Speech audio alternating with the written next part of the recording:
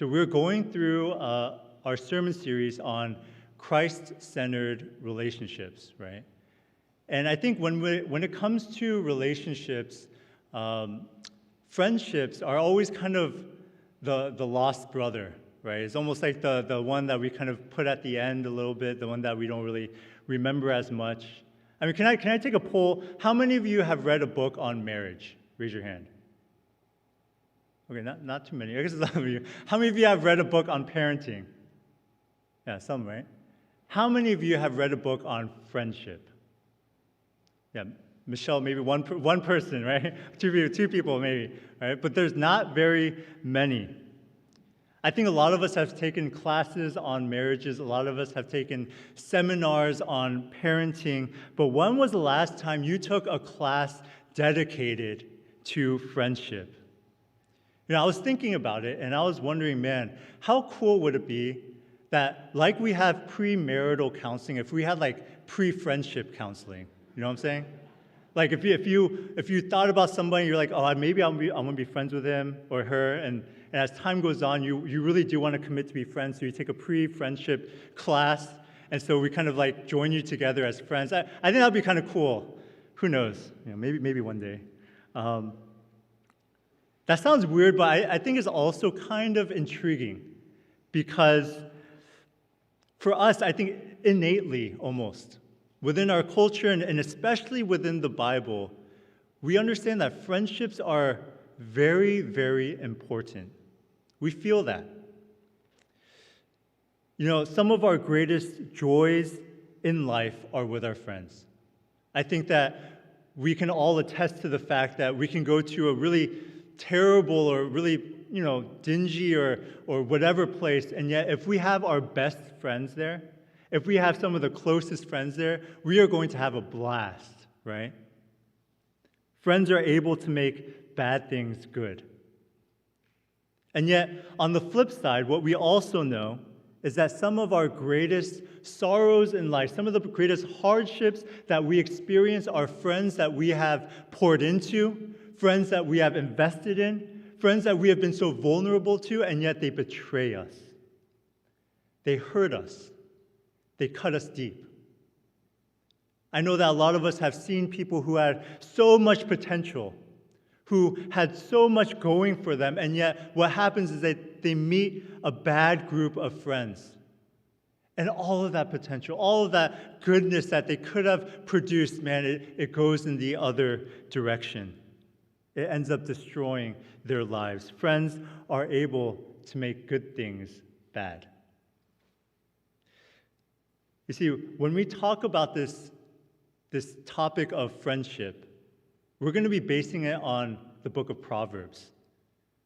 And one of the reasons why is because, man, to be friends and to make really good friends is not just something that is going to happen naturally. It's not going to happen just, you just fall into friendship and then everything is going to be great and gravy as time goes on. No, it requires wisdom. It requires a lot of wisdom to be really great biblical friends with another person. You see, in the book of Proverbs, friendship is actually one of the main themes that it talks about. And it talks about how to choose good friends and how to be a good friend. Now, what we want to do today is something pretty simple. I just want to look at three things. There's three things that the book of Proverbs says about friendship. First is that friendship can be better than family. Second is that friendship is constant. And third is that friendship requires vulnerability. Okay? Now, what do I mean when I say that friendship can be better than family? Let me read to you Proverbs 18:24. A man of many companions may come to ruin, but there is a friend who sticks closer than a brother. See, one of the main things that the Bible talks about is that there are different types of relationships that you can have, but when it comes to friends, friends are a particular type of friendship where they commit to you voluntarily. There is nothing mandatory about someone being friends with another person, right? That mandatory thing, that ends when you're a kid and your parent says, hey, I want you to be friends with them. When you're an adult, that doesn't happen anymore. You only become friends with people that you desire to be friends with. There's nothing in this world that commits you to be a friend with another person except your desire for them. When it says a friend sticks closer than a brother, that sticking together, it's a Hebrew word that means to join together or to cleave together. You see, it's a word that means commitment. That is a friend who is committed closer than a brother. And that's different than family. And the reason that's different than family is because for a family, you are born into that family. You don't have a choice in the matter. Some people love the family that they're born in, and yet others, not really that much. There's people who love their brothers, love their sisters, love their parents, and yet there's other people I know who, if they met their siblings outside on the street as a stranger, they would never in a million years be friends with them. However, you will stick with them. You will love them. Not for any other reason, but because they are family. You don't get a choice in the matter. Even if you don't like your family, you will stick with them because they're your family.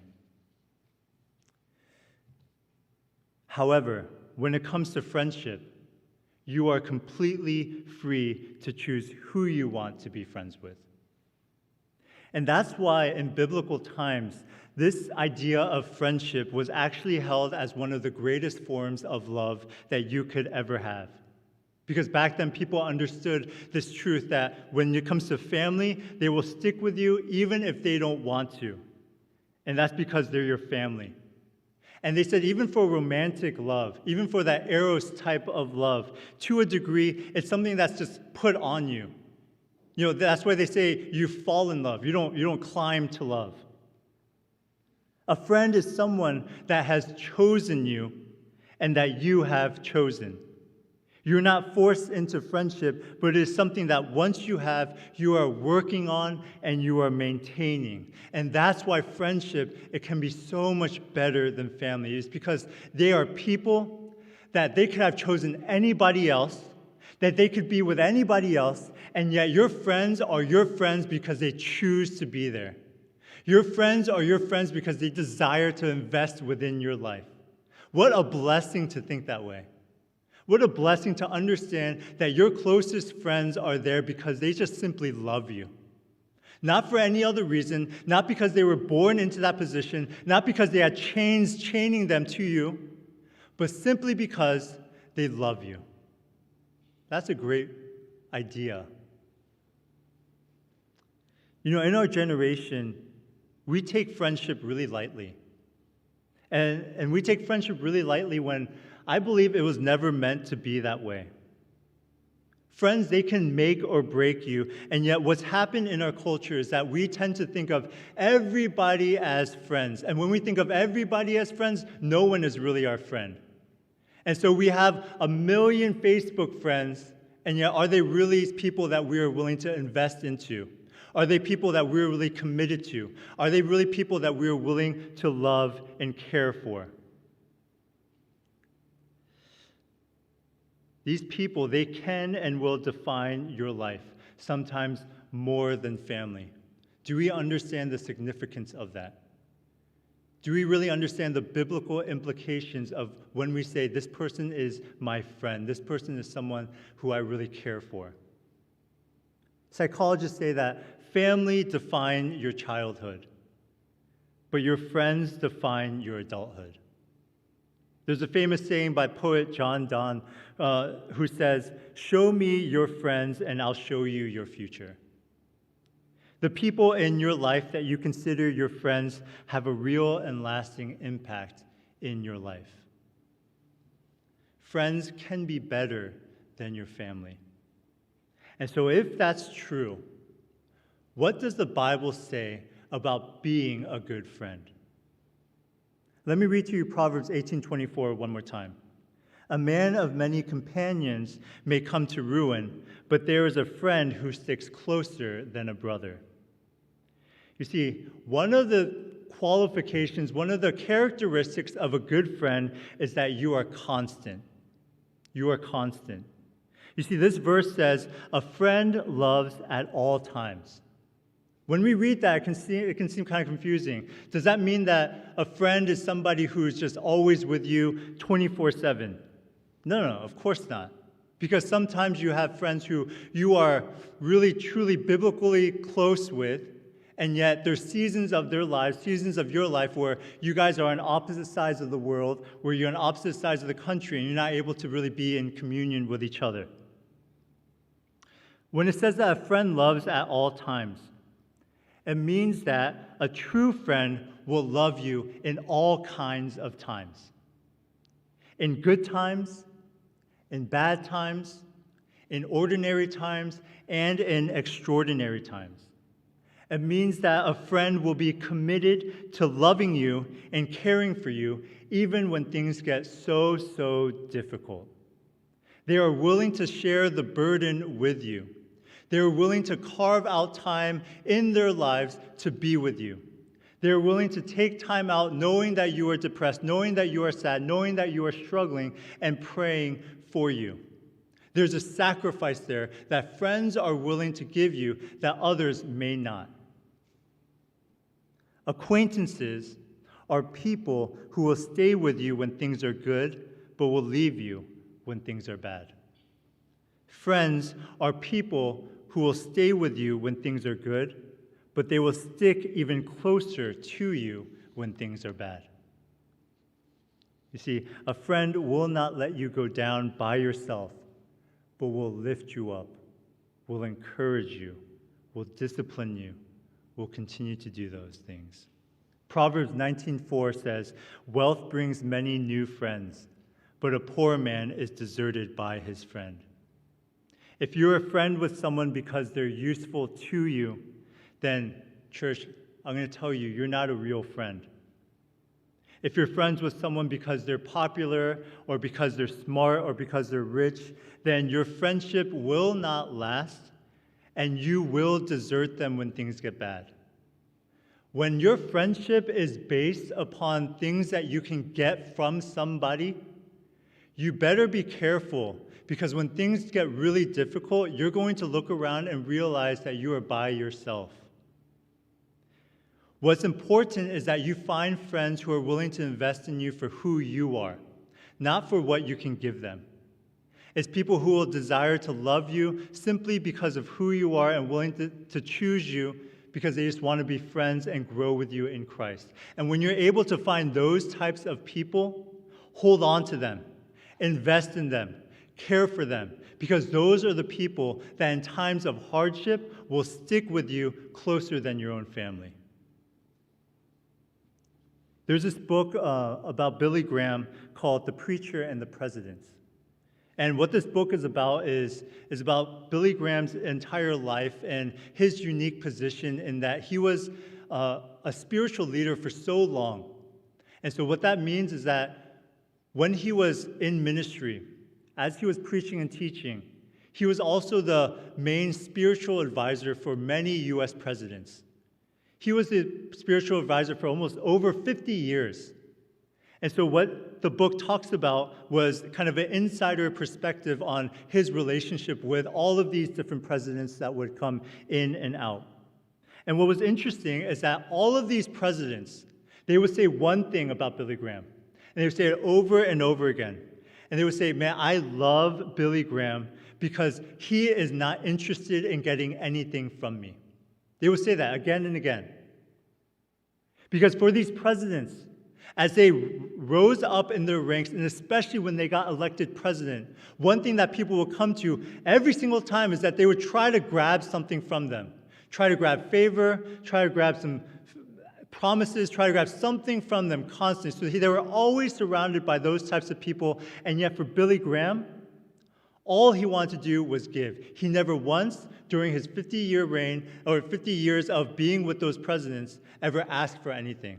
Instead, he poured out constantly to them. Church, make sure you love your friends for who they are, not for what they can give you. Money is the example that we read here, but there are so many ways that you can use people. That can be popularity, that can be networking, that can be connections. And if you're using your friends for those purposes, sooner or later, difficult times will come, and those are the times when your relationship is going to be tested and you guys will go separate ways. Look, there's nothing wrong with networking. There's nothing wrong with connecting to people in order to maybe see if there's other people there too. The question is, are you basing your friendship on those things? If you're basing your friendship upon things that you can get from the other person, man, the Bible says you are ruining your relationship with them. You are not a true friend to them, and you need to be careful. Friends are constant through the good times and the bad. And third, friends are vulnerable with one another. Proverbs 25:20 says, "Whoever sings songs to a heavy heart is like one who takes off a garment on a cold day, and like vinegar on soda." Now, when we read this verse, I think a lot of us can misunderstand, because when we read it, it says, "Whoever sings songs to a heavy heart." And that sounds kind of nice, right? Because you want to sing songs. But what it's actually saying is that there are people who are going through difficult times, and yet there are other people who are able to rejoice and have a good time without even thinking about this other person who is going through such a terrible time. They're saying that there are people who are joyful when you're sad, and when you're sad, they're joyful. Is that in your happiness, they're sad, and yet when you're sad, they're able to have such a good time. And the Bible is saying those people are not friends, because true friends have an emotional connection to you. True friends are people who are emotionally invested in you to the point where your joy is their joy and your sadness is their sadness. Where they desire you to succeed, where they desire for you to do well, and they're praying for that. When a friend is jealous over that, and they say, no, I want this person to fail in order so that I can succeed, there is no way that person is a true biblical friend. Tim Keller, he gave this illustration, and he said, he was talking about parenting. He said, here's the essence of parenting. Once you start to have children, you realize for the rest of your life that you're only as happy as your unhappiest child. Why is that? Because as parents, he said, you are emotionally connected and vulnerable to your child. You give everything to them. You want their success so much. You want their joy so much. And so for them, you are not able to sing songs of joy when they're going through hardship. You're not able to sing songs of joy when their hearts are heavy. Their sadness is your sadness. Their joy is your joy. And so what you do is you pray for their success. You desire for them to grow. You want them to succeed. That's what a true friend is. And that's why friends are able to stick with you through difficult times. It's because they're willing to share the burden with you. For acquaintances, do you realize how when you're going through a good time, they'll stick with you? But when you're going through a bad time, man, they're able to rejoice and have a good time, and so they're not going to stick with you. They're going to run away. Look for true friends who are willing to stick with you through the difficult times. And church, do you see the amazing thing about friendship?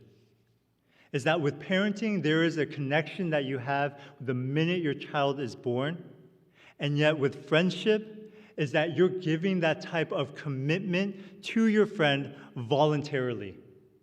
You are committing to them and saying, my joys are your joys, my sadness is your sadness, and I'm committing to that.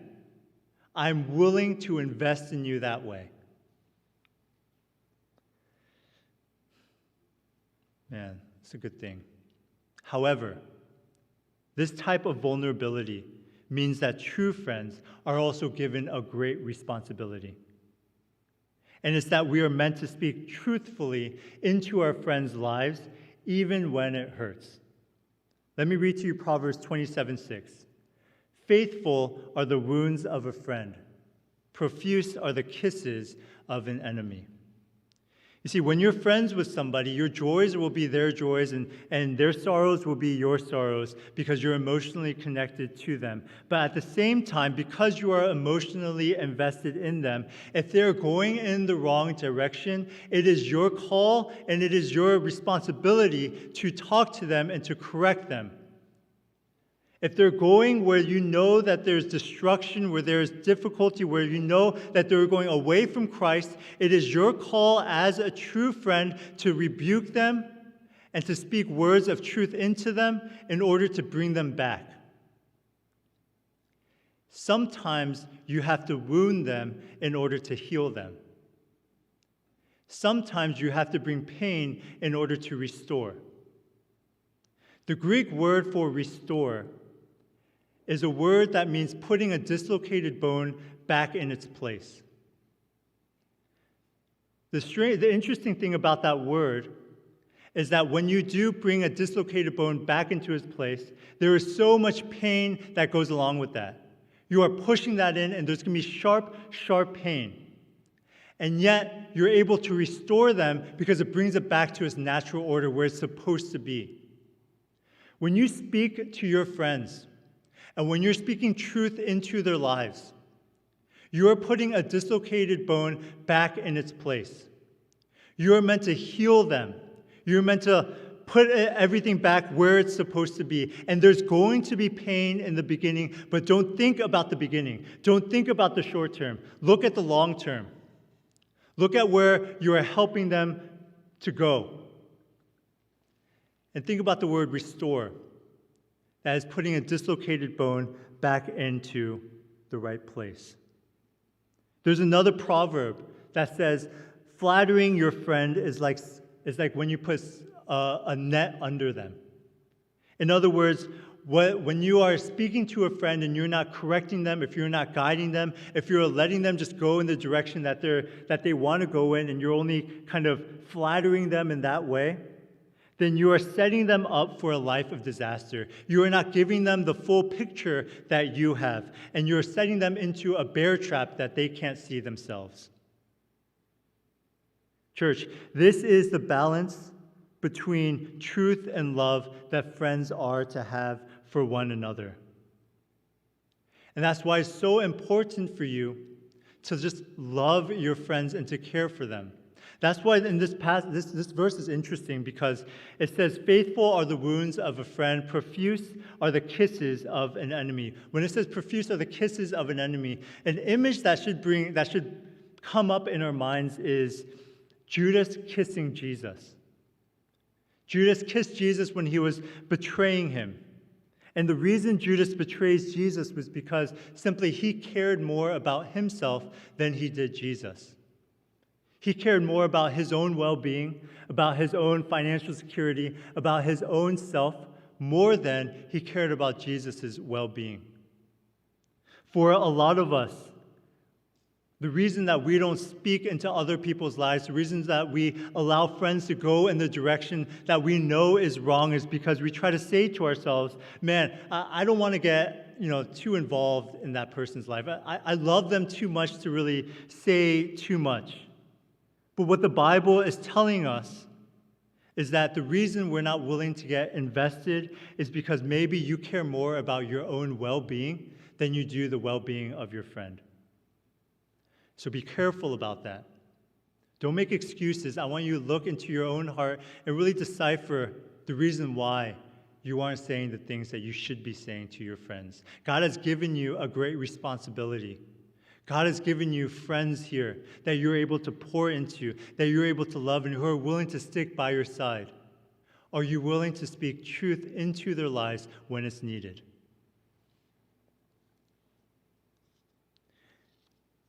You are emotionally connected to your friends so that their joys are your joys and their sorrows are your sorrows. But it's also clear in the Bible that you are meant to speak truth, knowing that you are wounding them in order to heal them. Okay? So church, these are the 3 parts of biblical friendship that we see in Proverbs. Friends can be better than family. Friends are constant, and friendship is vulnerable. But most importantly, church, as you think about friendship, remember that if you are a Christian, your greatest friend is Jesus Christ. John 15:13 says, "Greater love has no one than this, than one lay down his life for his friends."